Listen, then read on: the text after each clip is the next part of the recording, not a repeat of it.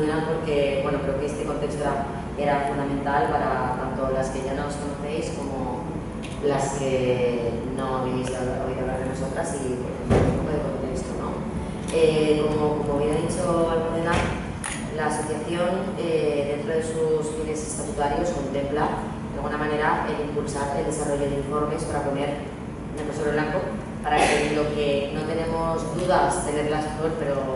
no teníamos las pruebas, ponerlas de alguna manera, ¿no? Conocemos todas que de manera intuitiva sabemos que partimos de una base desigual, que existe una falta de perspectiva de género dentro no solamente del sector musical, sino del contexto social en el que vivimos. No obstante, no todo el mundo está igual de convencido. Por ello, creemos que es fundamental impulsar informes que den datos y que nos permita interlocutar con la sociedad, con las administraciones públicas, con el propio sector, para identificar dónde están las carencias, para identificar dónde están las desigualdades y poder trabajar sobre ellas, ¿no? Entonces, de ahí parte Cartografía, un proyecto impulsado por mí, pero que no sería posible sin un conjunto de colaboradores que lo están haciendo posible, ¿vale? Entre ellos, pues es música, el Ministerio de Cultura, la Comunidad de Madrid, la propia Universidad Complutense, que nos ha ayudado muchísimo en la investigación, el máster de Industria de la Música de la Ignición. Entonces, bueno, al final esto ha sido un ejercicio colaborativo, una metodología basada en alianzas, sin las cuales no sería posible el proyecto que venimos a presentar, Cartografía, ¿no? Donde también hemos involucrado a las propias socias y a las propias mujeres que están representando y trabajando en el sector, que necesitábamos conocer su opinión y de su percepción para conocer el estado real de la mujer en el sector de la industria de la música. Voy a poner un poco como metodológica niña rata, por así decirlo, porque creo que es importante entrar con datos y que se conozcan, ¿vale? Metodológicamente el informe es algo complejo, entonces voy a intentar expresarme de tal manera que se me entienda, ¿vale? A ver si lo consigo y si no, paradme y entramos y desgranamos más, ¿vale? Pero en principio lo que hemos querido hacer es, como siempre reivindicamos desde la asociación, identificar cuál es el estado en el escenario y detrás de los escenarios, ¿vale? De alguna manera creemos que hay que identificar las desigualdades desde una visión transversal e interseccional para conocer e identificar dónde tenemos que incidir más, ¿no? De esta manera planteamos un estudio por el que, por un lado, llamámoslo el bloque 1, queríamos conocer cuál es la percepción de las mujeres trabajadoras dentro de la industria de la música desde un punto de vista cuantitativo y cualitativo. Y también hemos entrado en un, vamos a llamar, bloque 2, que es conocer cuál es el estado de las artistas, tanto en el escenario, con la música en vivo, como en listas de reproducción y plataformas de streaming, ¿vale? Entonces, empezamos por el bloque 1, por así decirlo, el que estamos tratando de investigar cuál es el estado de la percepción de la mujer dentro de la música. Hemos contado con la Universidad Complutense con un, si no me equivoco, Marcela, corrígeme, pero es la cátedra de sociología de estudios de género, que por un lado han desarrollado una encuesta que hemos distribuido entre más de 800 empresas de la industria de la música, de los diferentes subsectores que la integran, y hemos conseguido una muestra lo suficientemente representativa como para conocer cuál es el estado, ¿de acuerdo? Más de 200 empresas han respondido a este cuestionario y trataban cuestiones relacionadas con la conciliación, con el papel de la mujer dentro de las empresas, con el liderazgo o la falta de liderazgo, especialmente femenina, dentro de las empresas del sector musical. Por lo tanto, hemos desgranado de alguna manera cómo se está desempeñando la mujer desde el punto de vista laboral en la industria, ¿vale? Tenemos pendiente unos resultados que serán públicos dentro de poco. Y luego, por otro lado, queríamos conocer cuál es la percepción de las trabajadoras, ¿de acuerdo? De esta manera hemos llevado a cabo por diferentes comunidades autónomas una serie de reuniones con agentes representativas de la música para conocer a través de unas metodologías de focus group y de grupos de trabajo cómo se sienten, qué carencias hay, dónde identifican las principales preocupaciones, ¿no? Lo he dicho, pronto sacaremos los resultados y las conclusiones de estas mesas de trabajo que hemos desarrollado, pero son muy prometedoras. Es decir, la verdad que las reuniones que han dirigido las compañeras de la Universidad Complutense han sido la verdad que muy satisfactorias para todas las personas que han trabajado, que han contribuido y han participado en ella. Y esperemos que durante el verano, bueno, para VIC ya tenemos que tener todo editado y correcto, ¿vale? Ahora de lo que sí que os podemos hablar, que tenemos más datos porque justamente salieron hace relativamente poco, es este bloque segundo al que me refería de cuál es el estado de la mujer, de las artistas en la industria de la música. Para ello hemos utilizado dos indicadores. Por un lado, el top 100 de Promusicae semanal. Durante más de 10 años hemos investigado este indicador de rendimiento comercial en el mercado de la música, basado fundamentalmente en ventas de singles físicos, descargas digitales y reproducciones en plataformas de streaming, ¿vale? Y por otro lado, hemos hecho una investigación profunda y sesuda y muy desgranada de cuál es el estado de la mujer en las programaciones artísticas de festivales y ciclos de conciertos, ¿vale? Todo este mantra que está muy a la orden del día de las mujeres no están en los carteles, ocupan unos espacios insignificantes, pues ya no solamente lo incluimos, sino que lo hemos investigado y lo sabemos, ¿vale? Si hablamos del top 100 de Promusicae, ¿no? de Promusicae, hemos contado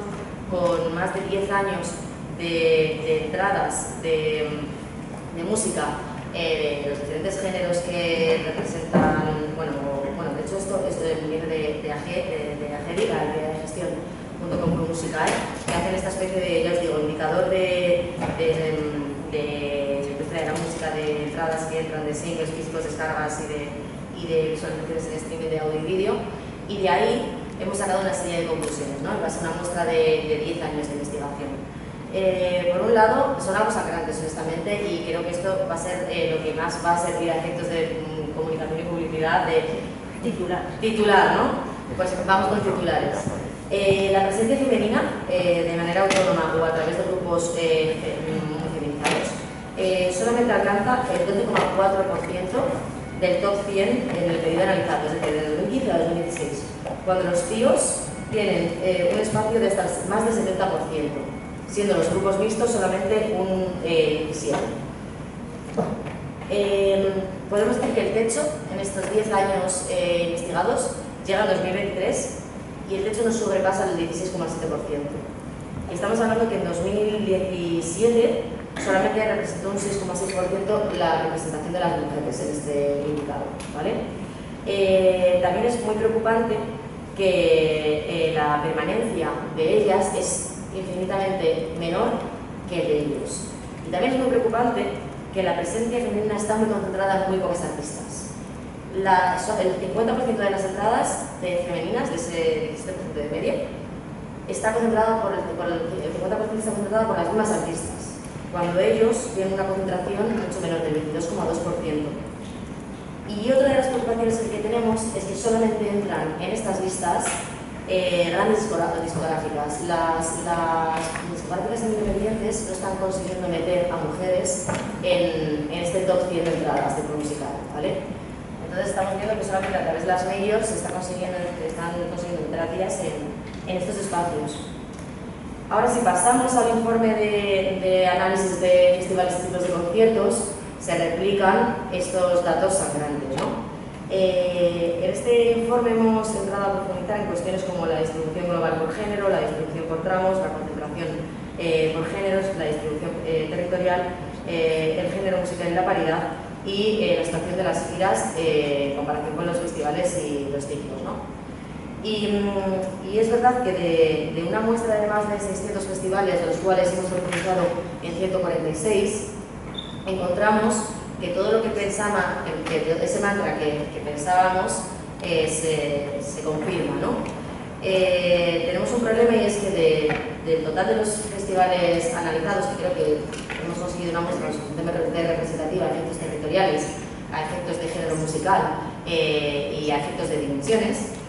hemos visto que la representación de la mujer asciende a un 22%, siendo la de los tíos un 68,6%. Y de los grupos mixtos un 8,5%. Si queremos utilizar indicadores como por ejemplo el que establece la Ley de Igualdad de 2007 de 40-60, que es el criterio que representa, por así decirlo, la equidad, solamente del 100% de los festivales investigados, solamente un 17% responde o respeta esta lógica de paridad 60-40, ¿vale? Lo cual es un rollo, la verdad. Es verdad, o sea, es que esto al final, ese titular se replica también en el ámbito de las trabajadoras, pero creo que es muy visual y muy representativo, ¿no? Que solamente un 20%, ni un 20% de los festivales investigados lleguen a unos términos de equidad. Por lo tanto, nosotros estamos muy interesadas en saber qué es lo que va a pasar de aquí en adelante.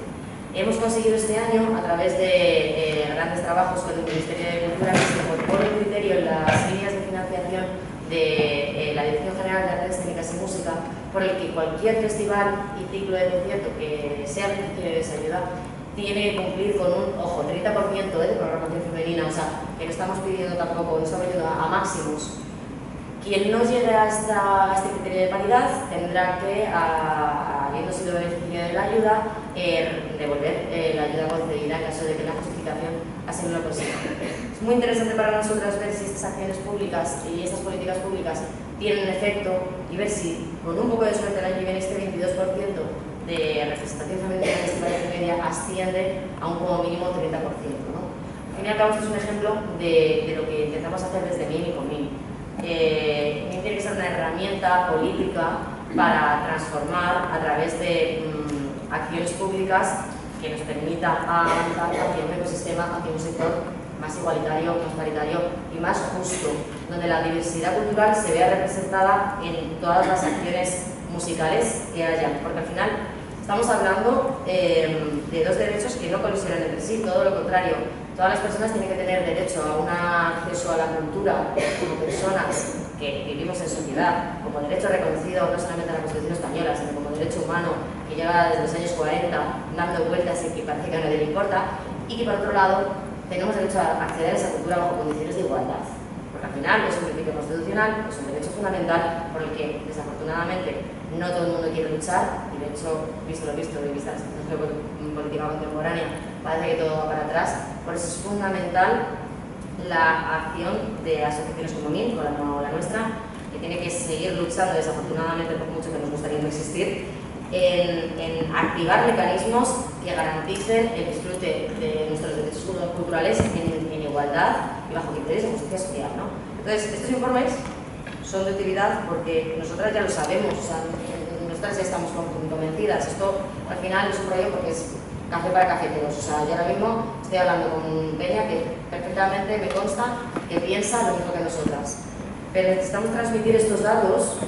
además respaldados por una entidad académica de prestigio como la Complutense, honestamente, que esto también era una cosa muy importante para nosotras, estar respaldadas por una entidad académica pública. Necesitamos estos datos para quien no esté convencido o para quien no se lo crea, pues lo tenga sobre la mesa y actúe en consecuencia, ¿no? Entonces, bueno, esto queremos que sea un llamamiento para todas las administraciones públicas, locales, autonómicas, estatales, europeas, para que conozcan mejor cuál es el Estado y para que actúen políticamente en consecuencia para garantizar nuestros derechos, que tampoco es mucho pedir, honestamente, ¿no?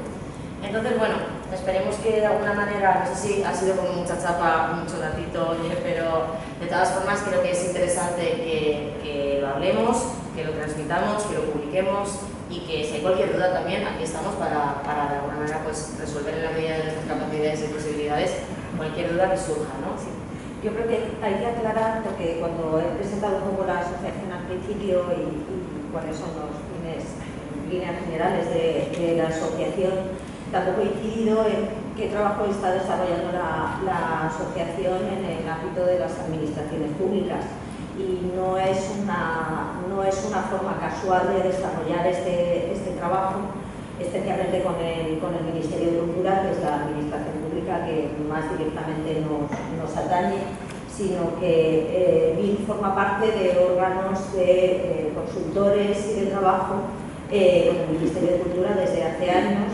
forma parte del Observatorio General del Ministerio de Cultura, que para ser honesta tampoco sé hasta qué punto desarrolla una actividad muy práctica en favorecer las políticas de igualdad, pero sí que nos permite establecer una relación estable con el Ministerio de Cultura, que en esta última legislatura sí que se ha traducido en medidas como la creación de la oficina, nunca me acuerdo del nombre oficial, es la oficina de atención a las víctimas de acoso en las industrias culturales.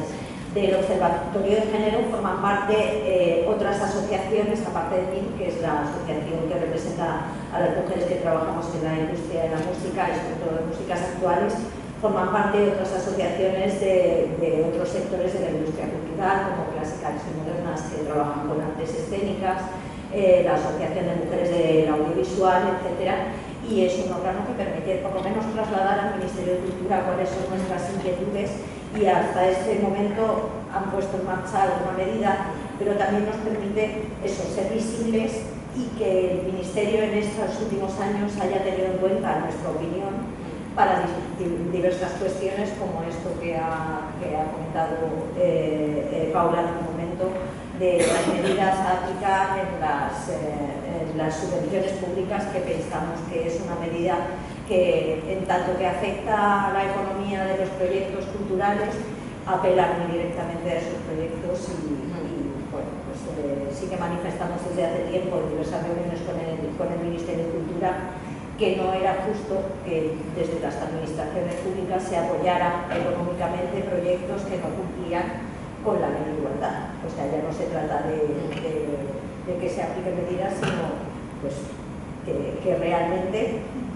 el dinero público no apoye proyectos que no sean panetarios. Totalmente, es que además está muy claro, la ley del 2007 apela a las administraciones públicas a que remuevan todos los obstáculos existentes que dificulten el cumplimiento de los derechos culturales, por así decirlo,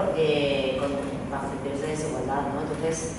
y a mí me gusta mucho, porque creo que la acción pública y política puede ser una herramienta transformadora flipante, poner el ejemplo de, que siempre soy un poco pesada con esto, pero el ejemplo del cine, ¿no? Que siempre es un poco como el horizonte de los sectores culturales, y la política que implementó el ICA, el Instituto de Cinematografía y Audiovisual del Ministerio de Cultura, en materia de género,